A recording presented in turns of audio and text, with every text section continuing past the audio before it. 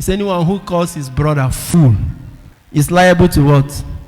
Judgment. Fool. Jesus has upgraded. Anyone who calls his brother fool. Ayana. So which of us here now is not guilty of murder? Which of us here has not broken? Is it the 5th or the 6th commandment? Thou shalt not kill. Fool is even small. There are some people who call idiots. Have you seen that animal, idiot? There is an animal called idiot. It's worse than calling somebody a fool. In other words, Jesus is saying even negative words kill. And he's right. Negative words kill. Do you know how many marriage relationships have been killed by what the husband and the wife, the missiles that came out from their mouth? There are some women that have lost their esteem. In fact, some husbands, what you have is no longer a wife, or what you have is just child training machine. You've killed her. Because there are some men that don't spare their wives. You call your wife all kind of things, idiot, fool. Your brain is empty. Because you are in a culture that takes for granted that men are more intelligent than women. No, some men believe that women are not intelligent. Some men look down on their wives like, you know nothing. Women are, not just women, human beings, but women more.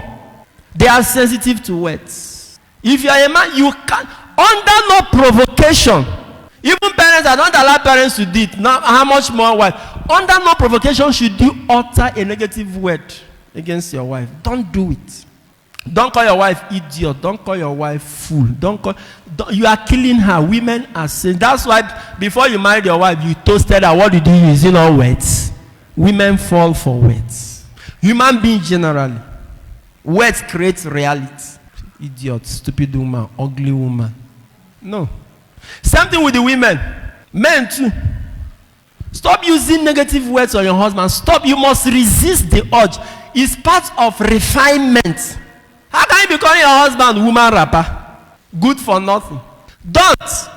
Anyone who calls his brother a fool, Jesus is saying, if you go to Matthew 12, he said, every negative word we utter here, we shall account for them in heaven. Go to Jude, the letter of St. Jude. There's only one chapter, so I cannot say chapter 1. Go to the letter of St. Jude. He said when the archangel Michael was battling with the devil over the body of Moses, you will not know what happened to the body of Moses until you go to the letter of Jude. You remember when Moses died in, I think, Deuteronomy chapter 34, we were told that nobody knew where he was buried till today. It's when you go to the letter of St. Jude, I think verse 8 or thereabouts. He said there was a battle between the archangel Michael and the devil over the body of Moses. So that means the devil too came to take the body. I don't know what he wanted to do with it. But I'm thinking maybe he wanted to take the body of Moses and then he will now appear as Moses and begin to deceive the people. It's possible. Oh. He said there was a fight over who will take the body of Moses. And in that fight, said the archangel said, I rebuke you, devil. I rebuke you, devil. And Jude said, not even the archangel used a negative word against the devil.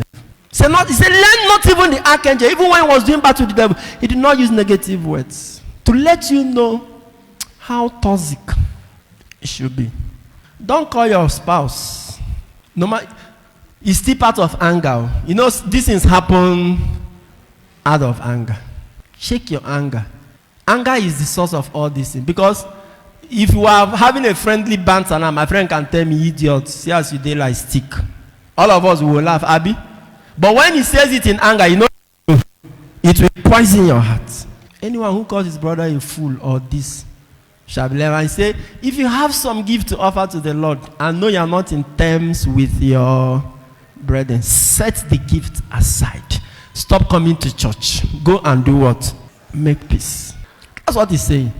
Stop coming to church. See, you can now see that God is interested not just in the gift, but the person giving. He doesn't want to collect it from somebody who is not saved or who is still unregenerated. But in the mind of the Pharisee, he can have this anger issue. He can be using all those negative words, but because he has not shot somebody with God, he will believe that he's what? He's innocent. He's guiltless of murder. But see now, all of us, we have murdered at one point or the other. But those I'm talking to today are those who are still carrying the anger. If you are having any anger issue here, so what you need to do is resolution. Talk to the person. Walk up to the person. I'm not going to carry this anger. Now see what you did. I don't like you to. Our phone has even made it easier. Text the person if you don't have the courage to walk up to the person. Because when you speak or you release it, sometimes Jesus will not tell you the reason why he tells us to do this or not to do this. Anger is injurious to the person carrying it, not the person who caused it. Unforgiveness, resentment, all of these things, they are injurious to you who is carrying it, not the person for whom you are carrying them. Anybody you are angry with, you have not resolved with, you are killing yourself. Sign up with the largest community of Catholics online. Make new friends, chat, post pictures and videos, make and receive audios and video calls, interact with lots of priests and religions. Download the app from Google Play Store.